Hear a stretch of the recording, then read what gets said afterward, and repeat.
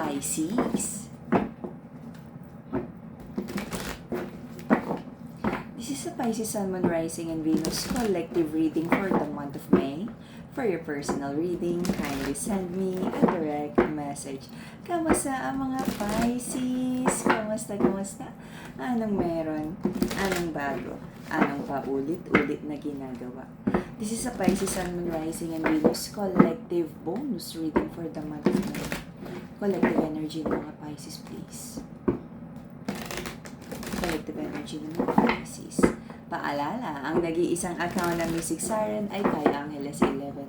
Any messages coming from a different account, hindi po ako yun. Mag-ingat sa scammers. Pisces, anong meron? Excited pa kayo ang makukulit na Pisces? So, Emperor, there is a masculine in this connection, in this situation, na sabi niya is very confident siya, no, na ginawa naman niya yung lahat ng alam niyang tamang gawin, tamang desisyon, and kumbaga is may tiwala naman ang masculine na to sa kanyang leadership, kung paano niya like binigyan ng desisyon at diskarte ang buhay, pag-ibig, career. Okay? Maraming gustong ipaglaban ang masculine sa connection na to. Sabi niya ay kailangan niyang mag-focus sa kaperahan kabuhayan, because it feels like kumbaga baka nagkaroon ng lugi, nagkaroon ng that the masculine might feel parang nadidelay na siya sa mga bagay na gusto niyang i-build, sa mga bagay na gusto niyang pag-investan. So lahat ng kaya niyang gawing desisyon ngayon na, hindi na pwedeng next week, nahuhuli na. May mga opportunities na lumagpas, may mga bagay na maraming hinahabol, no, pagdating sa kaperahan kabuhayan. So sabi ng masculine sa connection na to, nakakapagod. Ang dami na rin daw pinagdaanan sa buhay with a Fool in reverse. Nagkaroon ng, sabihin natin, mga hindi magandang balita and unfortunate events, bad news after bad news. At sabi ni masculine sa connection na to, ginawa naman niya yung lahat ng alam niyang tama. Saan ba daw nagkamali? At there is a feeling of like napapagod na si masculine, na parang kahit if he feels na ginawa naman niya yung mga bagay na dapat gawin, romantic man to or money, parang lagi na lang daw sablay or hindi nagmamanifest ng maayos yung mga bagay na gusto mong mangyari. Okay? Nagkaroon ng like pakiramdaman, sino ba yung kaya mong pagkatiwalaan, Pisces? Sino yung tatanggalin mo na? At yung mga taong binitray ka na, kung may record na sa'yo in the past na nagkaroon na ng betrayal, sabi mo is parang hindi na tamang bigyan pa ng another chance. Okay? May energy din dito na may mga taong pinagbigyan mo pa at may mga taong like kinikip mo na malapit sa'yo. Nagkaroon ng conflict because may mga bagay na gusto mo namang i-build, but napakarami mong question, duda, trust issues because of kung ano man yung mga nangyari in the past. There's a masculine in this connection na medyo hindi niya priority yung love right now. Hindi siya ready for a committed connection. Parang even breadcrumbing energy, nahihirapan siyang ibigay right now. Maraming kasinungalingan, maraming excuses ang masculine na to pagdating sa pag-ibig. Maraming pangako, nauuwi lang sa false promises. Maraming sasabihin, gagawin na about this love connection, pero mukhang hindi siya ready panindigan kung ano yung mga pangakong sinasabi niya sa feminine sa connection na to. Maraming miscommunication. Minsan nga parang sabi ng feminine sa connection na to, parang ayaw na nga niya makipag-usap eh. Napapagod na siya.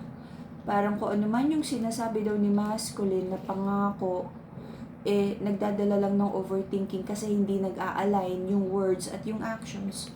Lagi na lang daw nagdadala ng conflict dun sa feminine and masculine yung mga pangako na yan. Though, sabi ni Pisces, kung ano man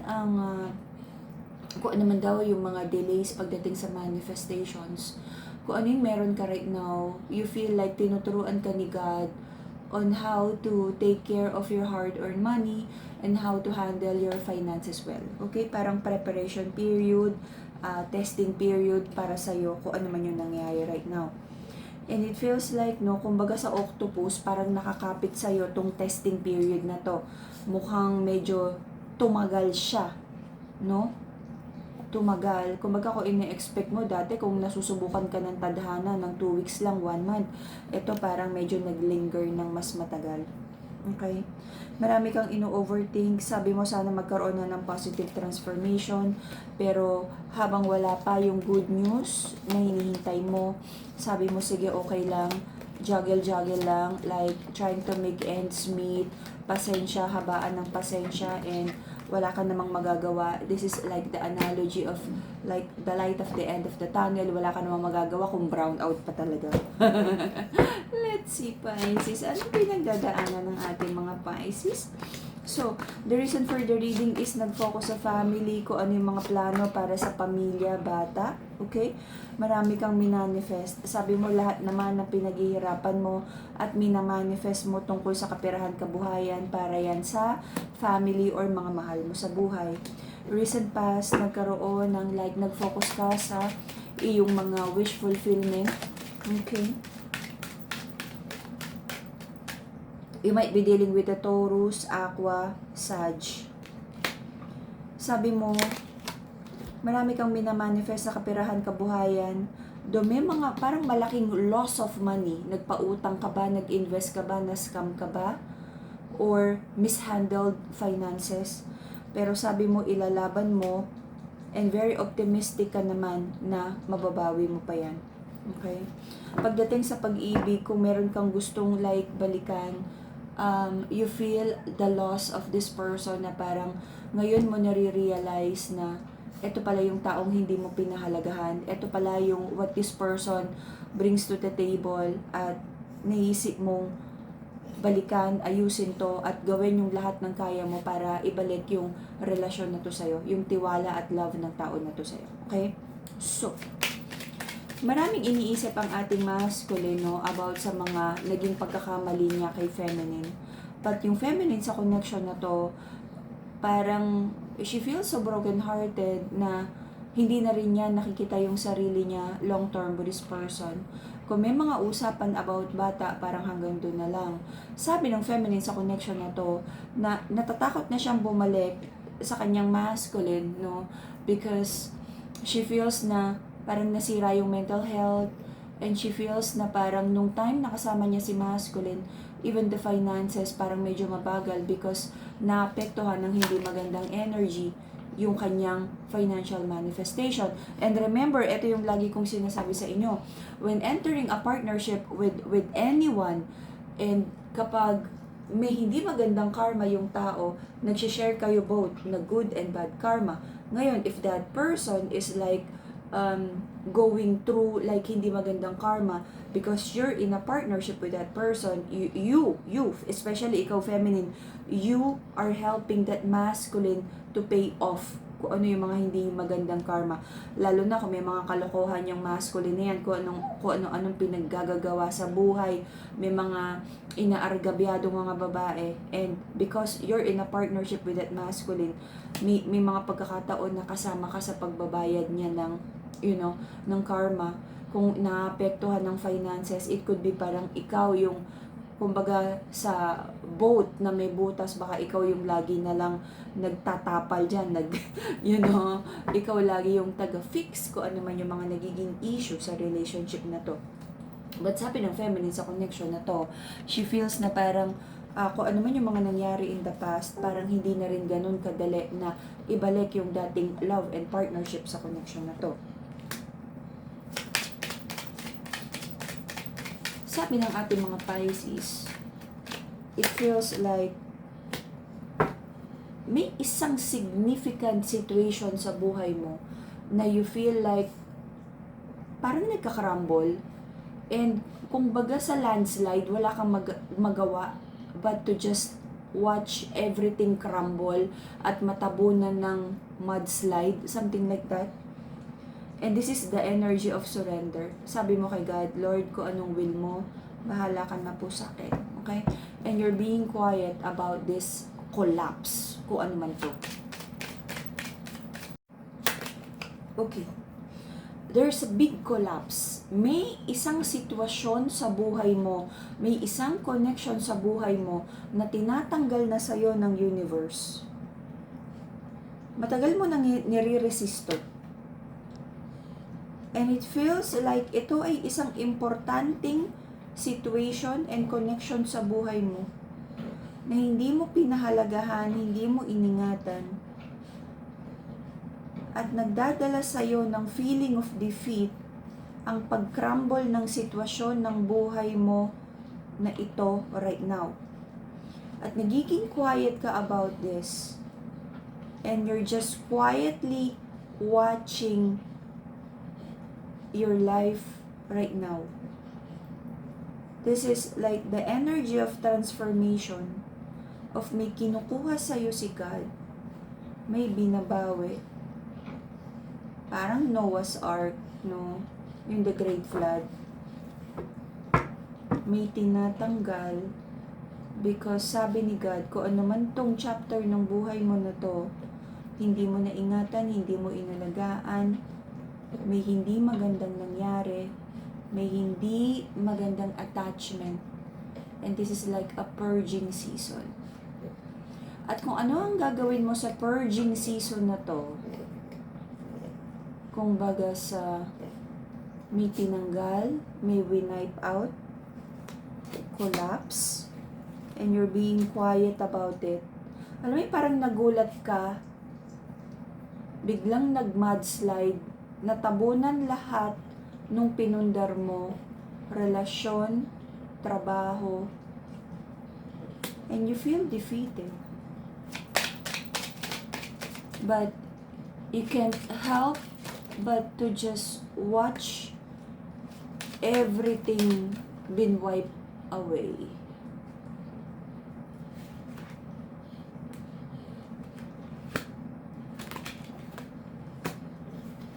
If this is a relationship na nagkaroon ng mga third energy, sabi ni God, bitiwan mo na, nasasaktan ka. You deserve a love na totoo, naalagaan ka, namamahalin ka. If this is like a stingy person, a stingy partner na hindi ka naman like nasusuklian ng pagmamahal mo, walang equal reciprocity, bitiwan mo na. Kasi walang nakikita ang universe na pagbabago sa relasyon na to. If this is like a trabaho na walang growth, toxic, pinapabitiwan na sa'yo. Because may ipapalit na mas magandang blessing para sa'yo. Huwag kang matakot na bitiwan ang bagay na to. Okay? Lalo na kung relasyon to na nasasaktan ka lang naman. Lalo na kung trabaho na wala namang growth. I'm not just pertaining to a love situation. If this is also a friendship or a family member na, taker lang naman, pinapabitiwan sa'yo. Huwag ka daw matakot sa opinion at sasabihin ng ibang tao. You choose what you feel that is best for you. But actually, this is not really choosing eh. Ang tagal-tagal na nito eh. So, wina-wipe out na ng universe yung mga bagay na expired na. Long overdue. Okay? So, your person is trying to heal. I feel this is more about the love connection na nagkaroon ng hindi magandang energy. The person is also trying to heal. Sabi niya, steady lang. Nakikiramdam din siya. Ano na pa daw yung next na kabanata? Ano na yung next chapter? Sabi din ng person mo, if ever din naman na magstay kayo together, lagi na lang daw may away, conflict, gulo. And there's a masculine here na sabi niya, nahirapan din siyang mag-adjust. At lagi na rin daw may away sa relationship na to. If ever na, pilitin nyo pang magstay together. Meron ka mga doubts kung matatapos pa ba ang mga pagsubok, heartbreak, and pain sa relationship na to. I I feel there is a masculine here na binibigyan ng malaking lesson ni God. Because naging unloving siya sa kanyang feminine. Nagkaroon ng mga third party si masculine here. And it feels like kung ano yung ginamit, kung ano yung nag-fuel ng ego, kung ano yung nag-fuel ng addiction and bad habits sa masculine, tinatanggal lahat ni God. Right now, maraming confusion. But sabi nga, as the dust settles, makikita mo clearly kung bakit binigay ni God ang pagsubok na to. Bakit binawi? Tulad ng sabi ko kanina, probably because sabi ni God, tama na. Masyado ka nang nagtitiis, nagbibigay ng chances sa masculine na yan. Tama na, bitiwan na, you walk away. You walk away from that para na maumpisahan ang great flood. Yan tayo eh. Okay. Nagkakaroon ng atras abante. Kaya tuloy sabi ni God, tama na. Bawiin na yan. Kasi daw hindi makapag-decide ang ating mga Pisces kung bibitiwan or not ang connection na to. At para sa masculine, kung yung mga maliliit na pagsubok at mga tapik ni God, masculine, nasasaktan mo si feminine. Masculine, nasusobrahan tayo sa ego. Masculine, mali ang ginagawa mo. Masculine, you're spending yung mga financial blessings na bigay ko sa'yo sa mga maling bagay, maling tao. But it feels like nagkaroon ng stubborn energy yung masculine. So sabi ni God, okay, enough chances were given already. Kung matigas ang ulo ni masculine, okay, simulan na. Okay, so I feel in the next 3 months until the end of August, magkakaroon ka ng patience. Sabi mo wala namang magagawa, ang pagsubok ay pagsubok. May mga bagay na hindi pwedeng takasan, hindi pwedeng talikuran, hindi pwedeng takbuhan. But for you to feel the lesson at i-extract ang lesson sa sitwasyon na yan.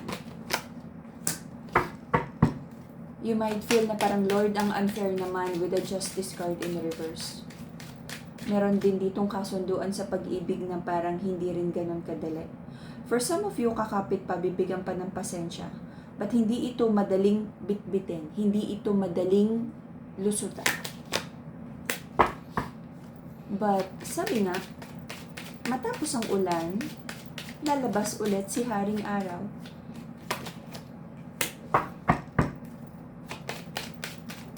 Makukuha mo yung truth, lesson sa situation.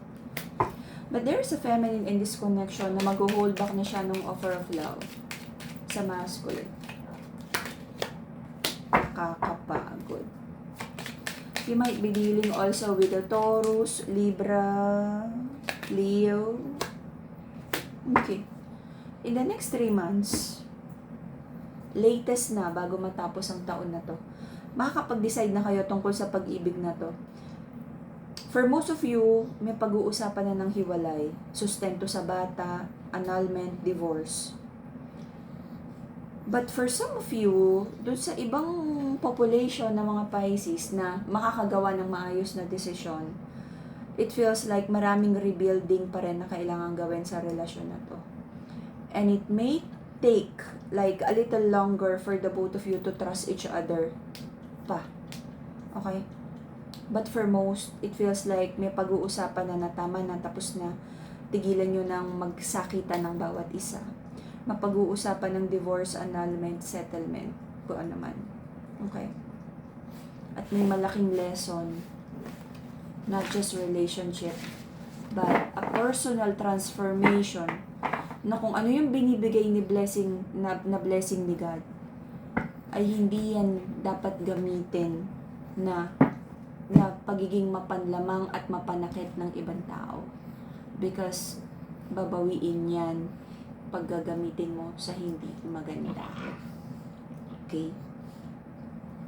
Aso ko yun. Nagilik. Okay. And that will be the Pisces Sun, Moon, Rising, and Venus collective